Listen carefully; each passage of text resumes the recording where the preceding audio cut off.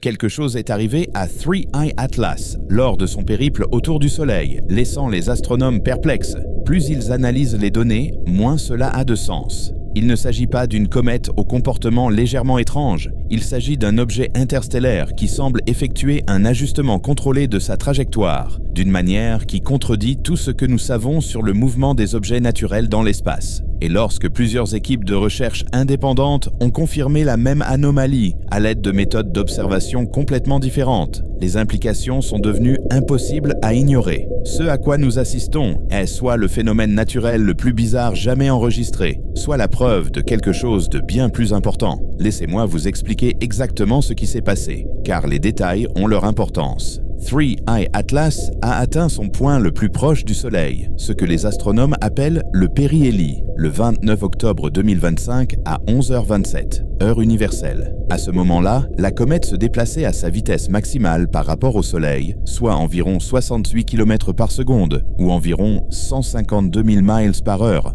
C'est rapide. Assez rapide pour échapper non seulement à la gravité terrestre, mais aussi à l'attraction gravitationnelle de tout le système solaire. L'objet suivait ce qu'on appelle une trajectoire hyperbolique, ce qui signifie qu'il venait de l'espace interstellaire et qu'il y retournera. Il ne fait que passer. C'est là le point essentiel. Les objets suivant une trajectoire hyperbolique suivent des trajectoires prévisibles, déterminées entièrement par la gravité et la quantité de mouvement. Il suffit d'entrer la masse du Soleil, la vitesse de l'objet et sa position dans les équations de mécanique orbitale pour calculer exactement où il se trouvera à un moment donné. Ce n'est pas une supposition. C'est de la physique qui a été testée et vérifiée pendant des siècles. Lorsque les comètes passent près du Soleil, elles s'écartent parfois légèrement de leur trajectoire prévue en raison d'un phénomène appelé effet fusée. Lorsque la glace à la surface de la comète se réchauffe et se transforme en gaz, ce gaz s'échappe dans l'espace, créant une petite poussée qui dévie légèrement la comète de sa trajectoire. Ce phénomène est bien compris.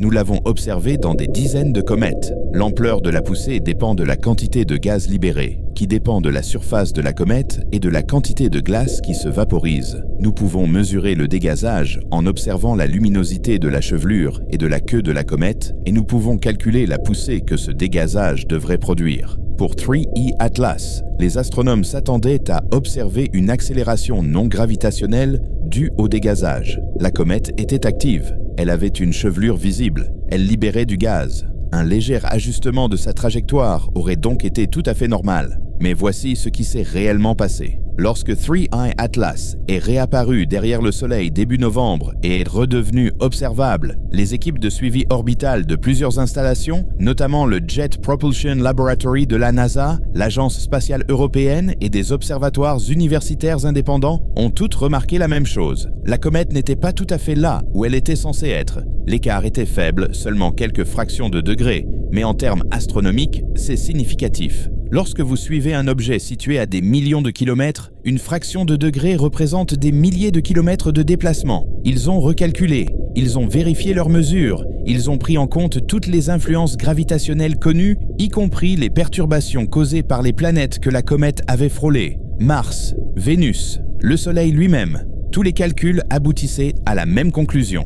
3I Atlas avait accéléré d'une manière qui ne correspondait pas à l'effet fusée attendu. Les chiffres ont été publiés dans une analyse préliminaire par les chercheurs Qicheng Zhang et Carl Battams, qui avaient surveillé la luminosité de la comète tout au long de son passage au périhélie. Leurs données ont montré que 3I Atlas avait subi une accélération radiale, s'éloignant du Soleil d'environ 1,1 fois 10 à la puissance moins 6 unités astronomiques par jour au carré. De plus, il y avait une accélération transversale, c'est-à-dire un mouvement latéral par rapport à la direction du Soleil, de 3,7 fois 10 à la puissance moins 7 unités astronomiques par jour au carré. Ces chiffres peuvent ne pas signifier grand-chose pour les non-spécialistes, mais voici ce qu'ils signifient en termes pratiques. Au périhélie, la comète accélérait à environ 94 km par jour au carré. Cela représente une augmentation de vitesse de 94 km par jour, chaque jour. Sur plusieurs jours, cela se traduit par un changement de trajectoire significatif. Or, si cela était dû à un dégazage normal, on s'attendrait à ce que l'accélération s'éloigne directement du Soleil, car c'est de là que provient la chaleur. La glace du côté exposé au Soleil se vaporise, des jets de gaz repoussent la comète loin du Soleil. C'est simple, Mais 3I Atlas a montré une accélération à la fois radiale et transversale. Elle ne s'éloignait pas seulement du Soleil plus vite que prévu, elle se déplaçait également latéralement, ce qui suggérait que la poussée ne provenait pas symétriquement du côté exposé au Soleil. Zhang et Battams ont calculé que pour produire l'accélération observée par un dégazage normal, 3I Atlas aurait dû perdre environ 13% de sa masse totale. 13%. C'est une quantité énorme de matière à perdre en quelques jours seulement. À titre de comparaison, les comètes typiques perdent quelques fractions de pourcents de leur masse lors de leur passage au périhélie. Une perte de 13% serait catastrophique. La comète se désintégrerait de manière visible. Nous assisterions à des explosions massives, à des fragments se détachant, à des changements spectaculaires de luminosité. Mais rien de tout cela n'a été observé.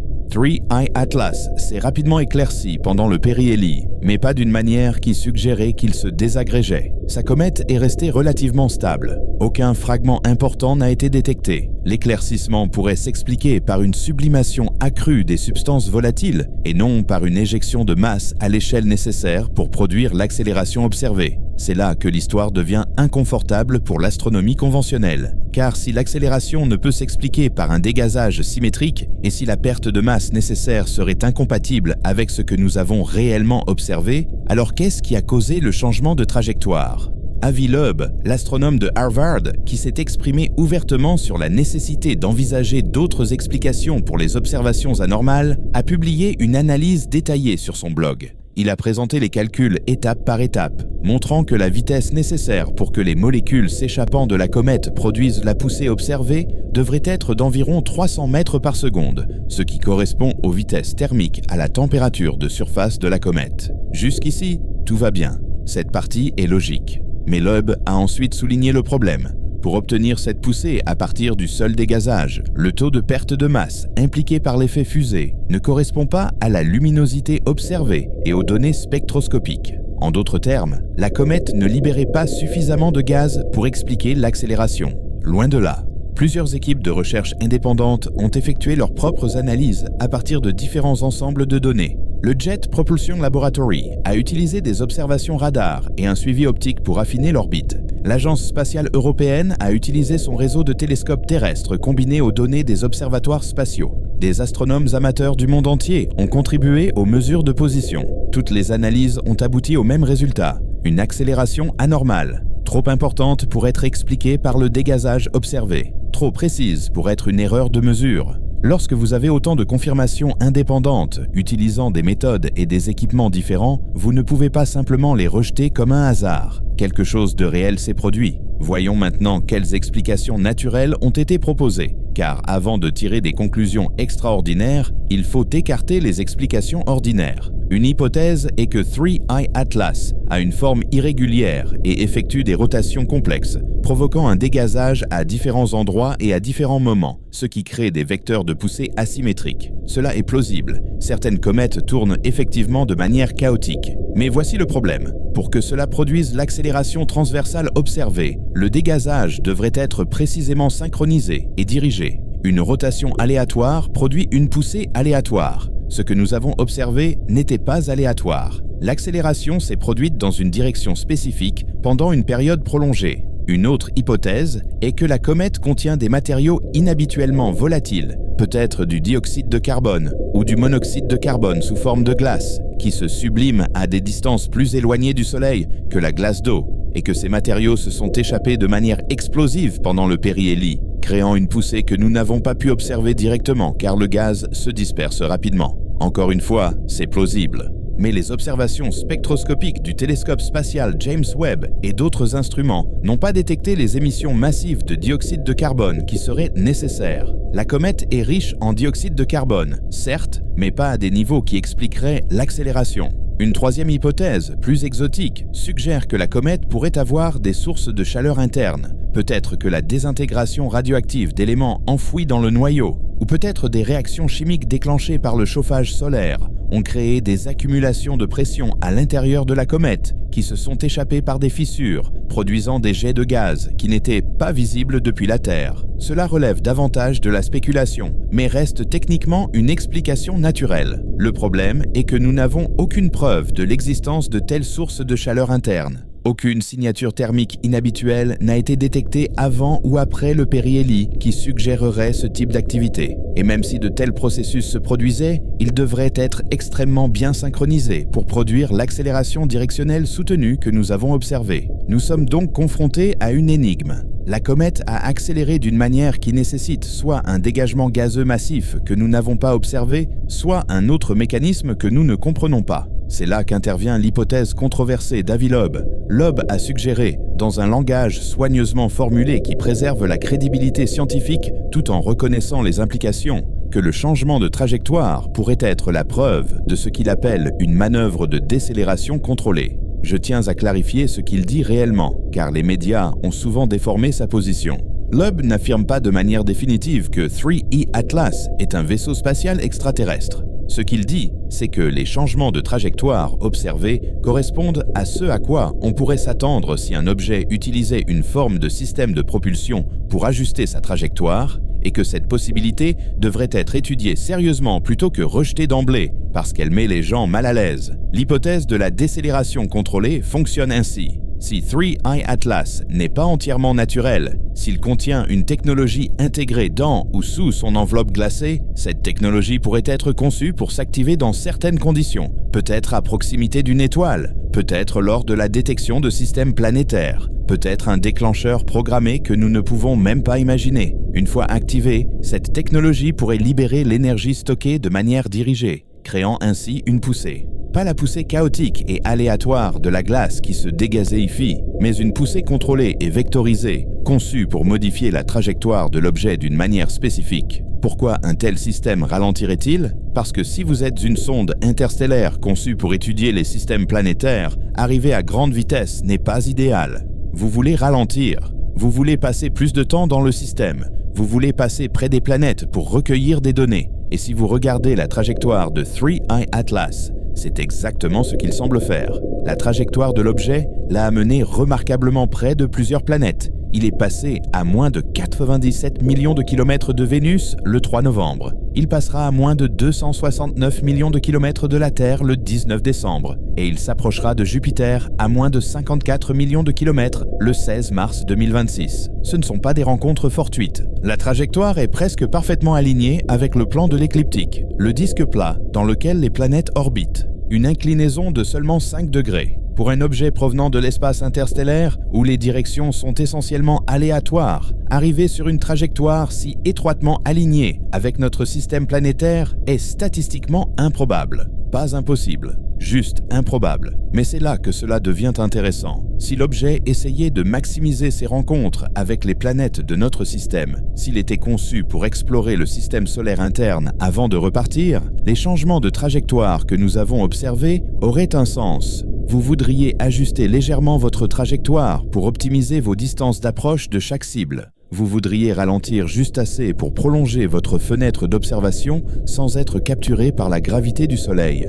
Et vous voudriez le faire de manière à minimiser la dépense énergétique, ce qui signifie de petites manœuvres de poussée précisément chronométrées plutôt que des corrections de trajectoire massives. C'est exactement ainsi que nous concevons nos propres sondes spatiales lorsque nous les envoyons en mission pour visiter plusieurs planètes. Nous utilisons l'assistance gravitationnelle et de petites poussées de propulsion pour affiner les trajectoires. La physique est bien comprise, car nous le faisons tout le temps. La seule différence est que nous parlons d'un objet interstellaire qui a voyagé pendant potentiellement des millions ou des milliards d'années, et non d'une sonde que nous avons lancée il y a quelques décennies. Maintenant, abordons le sujet qui fâche. Si cette hypothèse est correcte, si 3I Atlas contient de la technologie, où sont les preuves ? Pourquoi ne voyons-nous pas de métal ? Pourquoi ne détectons-nous pas de signaux radio, de signatures thermiques ou tout autre élément que nous associons aux machines ? Selon les partisans de l'hypothèse technologique, la réponse est que nous pourrions ne pas reconnaître les preuves, même si nous les avons sous les yeux. Prenons l'exemple de la croûte traitée par rayonnement détectée par le télescope spatial James Webb. Des milliards d'années de bombardement par les rayons cosmiques ont créé une coque de 15 à 20 mètres d'épaisseur qui ne ressemble plus aux matériaux d'origine. Cette coque pourrait cacher n'importe quoi. S'il y avait des composants métalliques, des circuits, des sources d'énergie ou des capteurs enfouis plus profondément dans le noyau, ils seraient complètement protégés de nos observations par des couches de glace et de roches altérées par les rayonnements. Nous ne pouvons pas voir l'intérieur de la comète. Tout ce que nous pouvons observer, c'est la surface et les matériaux qui s'échappent dans l'espace. Et si la technologie est conçue pour rester inactive pendant la majeure partie de son voyage, ne s'activant que lorsque certaines conditions sont réunies, nous ne pouvons pas nous attendre à voir un fonctionnement continu. Nous nous attendrions à voir exactement ce que nous voyons. Une activité intermittente, un comportement anormal qui ne correspond pas tout à fait au modèle naturel, des changements de trajectoire qui suggèrent un objectif plutôt qu'un hasard. Il existe des précédents à ce type de réflexion, et ils ne proviennent pas de théoriciens du complot marginaux. Ils proviennent de scientifiques sérieux qui ont réfléchi profondément à la manière dont les civilisations extraterrestres pourraient explorer la galaxie. En 1960, le physicien Freeman Dyson a proposé que les civilisations avancées pourraient utiliser les comètes et les astéroïdes comme matière première pour construire des mégastructures. En 1983, l'astronome Michael Papagiannis a suggéré que les sondes interstellaires pourraient se déguiser en objets naturels pour éviter d'être détectés ou d'être perturbés. La logique est solide. Si vous envoyez des sondes à des années-lumière dans l'espace, vous voulez qu'elles soient durables, vous voulez qu'elles se fondent dans le décor. Vous voulez qu'elles survivent aux impacts, aux radiations et à l'environnement hostile de l'espace interstellaire. Quel meilleur camouflage que la glace et la roche? Quelle meilleure protection que les matériaux qui existent naturellement dans l'espace? Vous creusez une comète ou un astéroïde, vous y installez vos systèmes, vous le scellez et vous laissez les rayons cosmiques durcir l'extérieur pour en faire une coque blindée. Ensuite, vous l'envoyez en mission. Il ressemble à n'importe quel autre débris cosmique. Il se comporte comme une comète lorsqu'il est chauffé par une étoile. Mais à l'intérieur, il continue de fonctionner, de collecter des données et de transmettre des informations à ses créateurs à travers des distances et des échelles de temps que nous pouvons à peine comprendre. C'est une hypothèse, bien sûr, mais c'est une hypothèse scientifiquement fondée. Elle repose sur les principes d'ingénierie, de physique et de réflexion stratégique que nous utilisons nous-mêmes pour concevoir des missions spatiales. La question n'est pas de savoir si une telle chose est possible. Nous savons que c'est possible car nous pourrions construire quelque chose de similaire avec notre propre technologie, à condition de disposer de ressources et de temps suffisants. La question est de savoir si 3I Atlas est réellement un tel objet. Et cette question ne peut être résolue qu'avec des preuves. Le problème est que les preuves dont nous avons besoin pourraient être impossibles à obtenir. Nous ne pouvons pas envoyer une sonde pour intercepter 3I Atlas.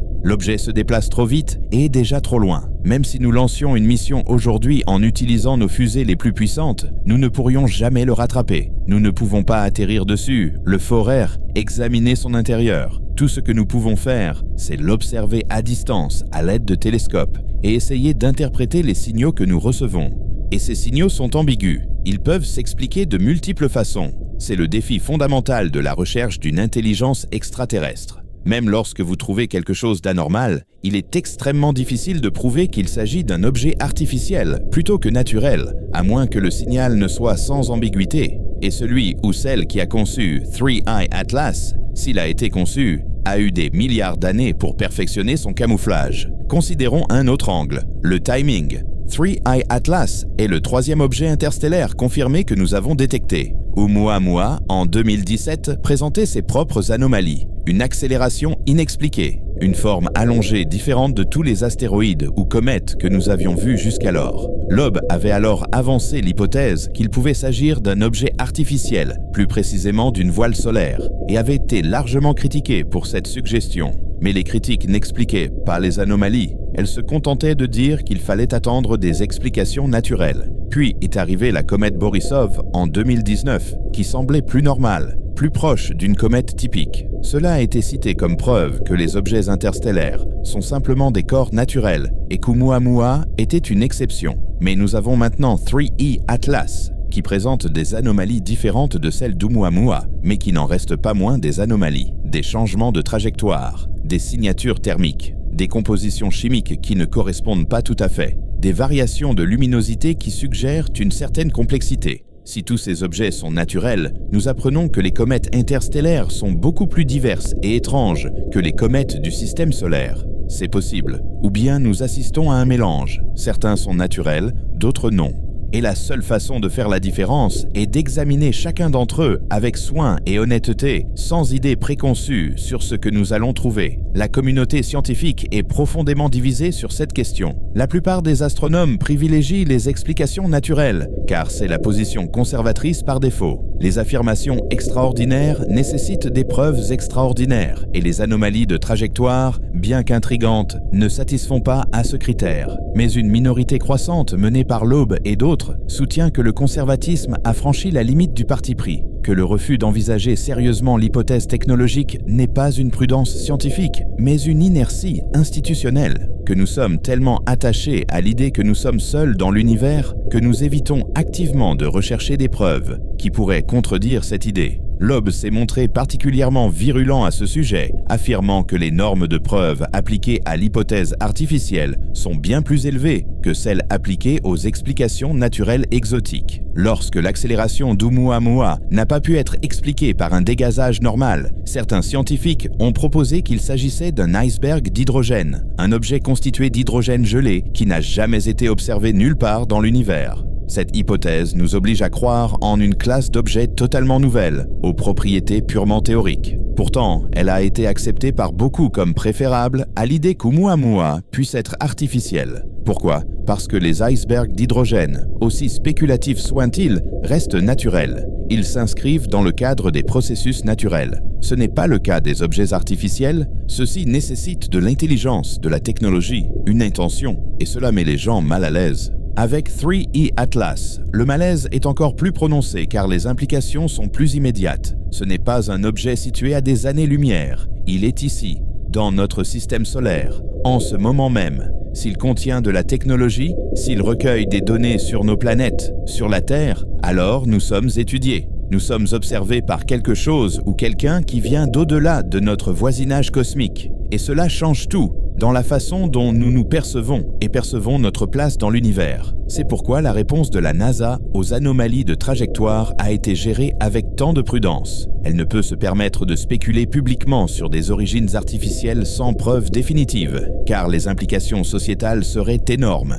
Mais elle ne peut pas non plus ignorer les données. Elle marche donc sur une corde raide, reconnaissant les anomalies, tout en soulignant que des explications naturelles sont à l'étude. C'est politiquement sûr, mais scientifiquement frustrant. Derrière des portes closes, les conversations sont différentes. Plusieurs sources au sein de la communauté astronomique ont confirmé que les discussions internes à la NASA et à d'autres agences spatiales ont explicitement abordé la possibilité que 3E Atlas ne soit pas entièrement naturel. Il ne s'agit pas de chercheurs marginaux, mais de scientifiques chevronnés ayant des décennies d'expérience et qui comprennent les implications de leurs propos. Mais ils comprennent également que rendre public de telles spéculations sans preuves irréfutables reviendrait à mettre fin à leur carrière. Le discours officiel reste donc prudent, tandis que les conversations officieuses explorent des possibilités qui sembleraient relever de la science-fiction pour le grand public. L'une de ces possibilités, évoquée dans une note interne divulguée du Bureau de coordination de la défense planétaire de la NASA, concerne ce qu'ils appellent des scénarios de confinement. La note, datée du 7 novembre 2025, décrit les protocoles à suivre si un objet interstellaire présentant un comportement anormal venait à changer de trajectoire vers la Terre. Il s'agit d'un exercice théorique, d'une expérience de pensée. Mais le fait qu'un tel document existe suggère que quelqu'un, quelque part à la NASA, prend l'hypothèse technologique suffisamment au sérieux pour prévoir des plans d'urgence. La note ne dit pas explicitement que 3E Atlas est artificiel, mais elle fait référence à l'objet à plusieurs reprises comme exemple. Elle aborde les stratégies de surveillance, les protocoles de communication pour alerter les partenaires internationaux et les critères d'évaluation pour déterminer les niveaux de menace. Pourquoi créer un tel document si l'on pensait que l'objet n'était qu'une comète naturelle ? La réponse standard est qu'il s'agit d'une gestion prudente des risques. Même si la probabilité d'un visiteur interstellaire artificiel est faible, les conséquences seraient si importantes qu'il est logique de planifier ce scénario. Mais les détracteurs de cette explication soulignent que la NASA n'a jamais créé de document d'urgence similaire pour d'autres comètes, aussi inhabituelles soient-elles, seulement pour 3E Atlas, et seulement après que des anomalies de trajectoire aient été détectées. Cela suggère que des évaluations internes ont identifié quelque chose à propos de 3E Atlas qui mérite une attention particulière, quelque chose qui dépasse la curiosité scientifique normale, quelque chose qui relève du domaine de la sécurité planétaire. Une autre pièce du puzzle provient de données d'observation qui n'ont pas été largement diffusées. La sonde solaire Parker, lors de son passage proche du Soleil début octobre, a détecté non seulement des anomalies thermiques provenant de 3I Atlas, mais aussi des perturbations du champ magnétique. Ces perturbations ont été brèves, ne durant que quelques secondes, mais elles étaient statistiquement significatives. Les comètes naturelles ne génèrent pas de champ magnétique puissant. Elles peuvent interagir avec le champ magnétique solaire, créant des queues de plasma et d'autres effets, mais elles ne produisent pas de champ propre. Pourtant, le magnétomètre de Parker a enregistré des intensités de champ localisées près de 3I Atlas, qui dépassaient les niveaux de fond d'un facteur 10. Lorsque ces données ont été examinées pour la première fois, on a supposé qu'il s'agissait d'une erreur instrumentale. Les magnétomètres peuvent être affectés par des particules chargées, des rayons cosmiques, voire des vibrations dans le vaisseau spatial. Mais les mesures étaient cohérentes sur plusieurs passages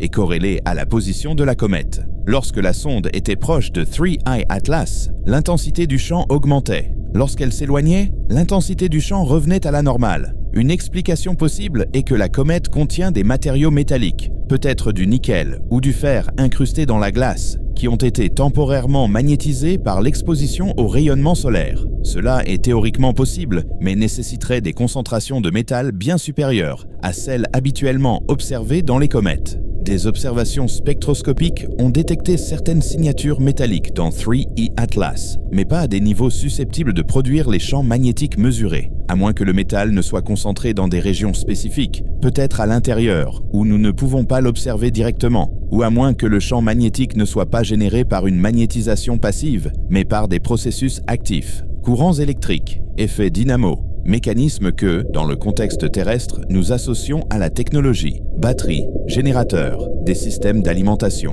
C'est là que la spéculation devient inconfortable, mais il s'agit d'une spéculation fondée sur la physique. Si vous vouliez alimenter une sonde voyageant dans l'espace interstellaire pendant des millions ou des milliards d'années, quelle source d'énergie utiliseriez-vous? Les panneaux solaires ne fonctionnent qu'à proximité des étoiles. Les batteries chimiques se dégradent avec le temps. L'énergie nucléaire, qu'il s'agisse de fission ou de fusion, fonctionnerait, mais nécessite du combustible et un blindage. Une option exotique, proposée par des physiciens théoriciens il y a plusieurs décennies, consiste à utiliser le champ magnétique galactique lui-même. La galaxie possède un champ magnétique faible mais omniprésent. Un objet doté d'une configuration appropriée de bobines supraconductrices pourrait, en principe, extraire de l'énergie de ce champ par induction. Les quantités d'énergie seraient infimes, mais elles pourraient s'accumuler au fil des millions d'années. Et lorsque l'objet pénètre dans un système stellaire et rencontre le champ magnétique beaucoup plus puissant de l'étoile, l'extraction d'énergie pourrait augmenter de manière spectaculaire. Cela produirait exactement le type d'anomalie magnétique localisée que Parker a détectée. Est-ce ce qui se passe avec 3I Atlas?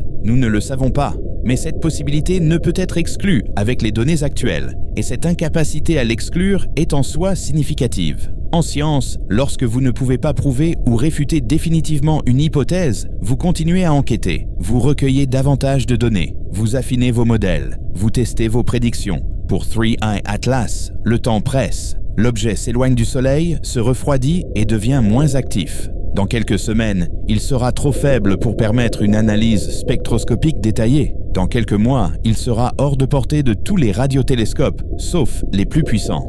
Et dans quelques années, il sera si loin que nous ne pourrons plus jamais l'observer. C'est notre seule chance, notre seule occasion d'étudier de près un visiteur interstellaire. Et si nous manquons des observations cruciales, à cause de la prudence institutionnelle ou parce que les ressources sont allouées ailleurs, nous ne connaîtrons peut-être jamais la vérité. C'est pourquoi Loeb et d'autres insistent tant sur la transparence et la coordination des campagnes d'observation. Ils comprennent que la fenêtre se referme, que des occasions comme celle-ci sont extrêmement rares, que si 3I Atlas est artificiel et que nous ne le reconnaissons pas parce que nous avons été trop timides pour poser les bonnes questions, les générations futures nous jugeront sévèrement. Mais cette histoire comporte une autre dimension, qui ne concerne pas seulement la science, mais aussi la géopolitique. Plusieurs nations disposent de programmes spatiaux capables de détecter et d'analyser des objets tels que 3I Atlas, les États-Unis, la Russie, la Chine, l'Union européenne, l'Inde, le Japon.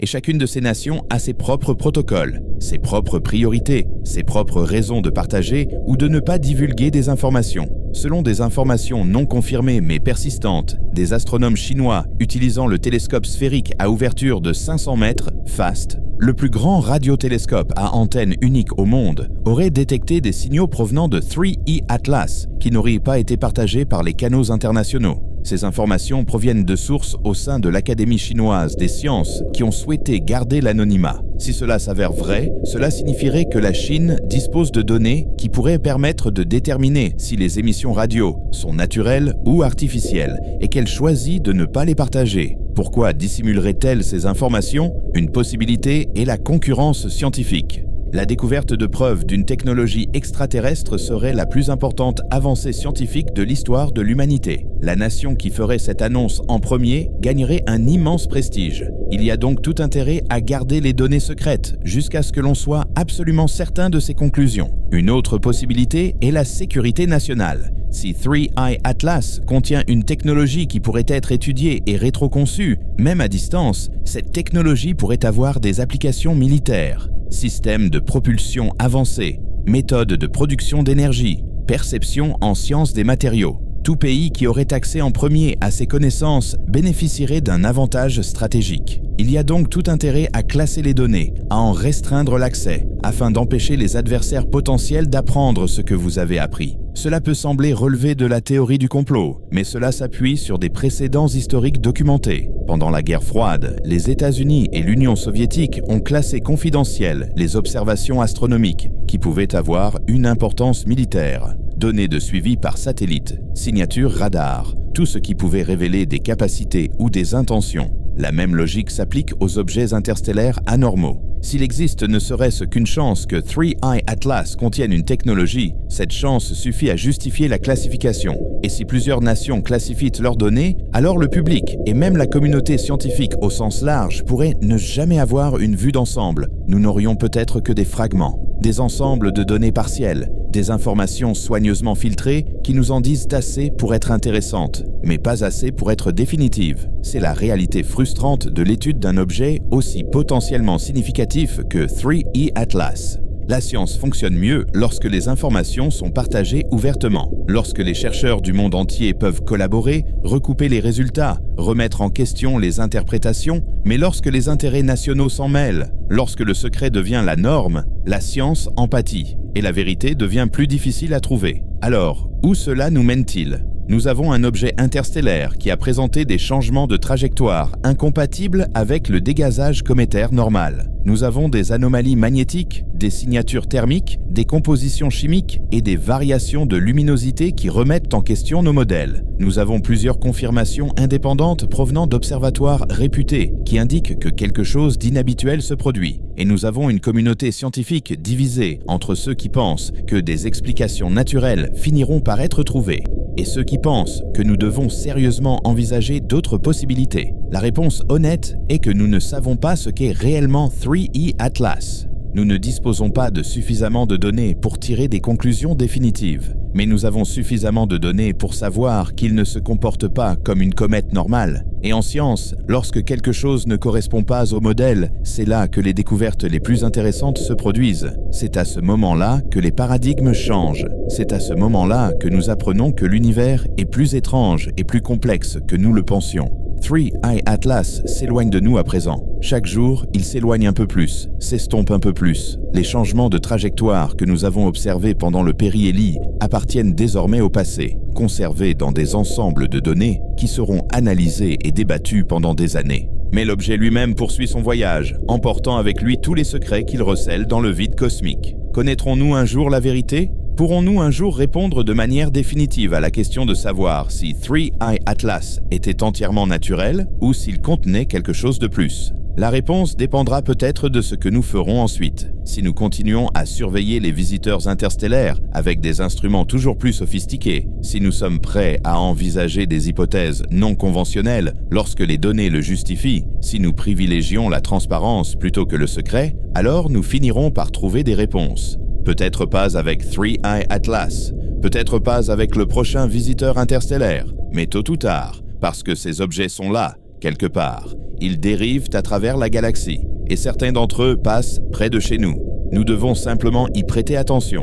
Nous devons poser les bonnes questions, et nous devons être prêts à accepter des réponses qui pourraient remettre en question tout ce que nous pensions savoir sur notre place dans l'univers. Les changements de trajectoire de 3E Atlas sont un signal, pas un signal radio, pas un message gravé sur sa surface, mais un signal quand même. Un indice, quelque chose qui nous dit que nous ne voyons pas encore tout. Et jusqu'à ce que nous le fassions, jusqu'à ce que nous comprenions ce qui a causé ces manœuvres que personne n'attendait, nous devons continuer à chercher, continuer à nous interroger, continuer à chercher. Car quelque part là-bas, dans l'obscurité entre les étoiles, il y en a peut-être d'autres qui font la même chose, qui envoient leurs sondes, qui observent, qui attendent, qui essaient de comprendre s'ils sont seuls. Et si 3E Atlas est l'une de ces sondes, si elle a effectué une manœuvre de décélération contrôlée pour optimiser son étude de notre système planétaire, alors pendant un bref instant à l'échelle cosmique, nous avons été étudiés, et nous l'avons à peine remarqué.